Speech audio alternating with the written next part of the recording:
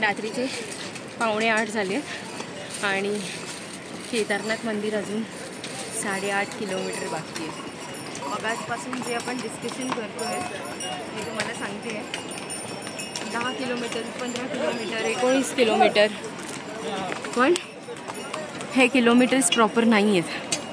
केदारनाथ मंदिर गौरीकुंडपासून 25 किलोमीटरच्या आसपास असेल.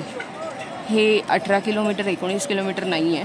2013पर्यंतचं जे अंतर होतं ना केदारनाथ मंदिराकडे पोचायचं, तो रस्ता वेगळा होता आणि त्याचं अंतर होतं 19 किलोमीटर.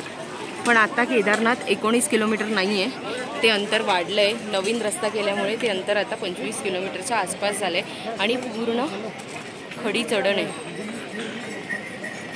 जर तुम्ही बघाल आम्ही जवळ पोचतो आहे, पण जेवढ्या जवळ पोचतो आहे तेवढं लांबच वाटतं आहे मंदिर.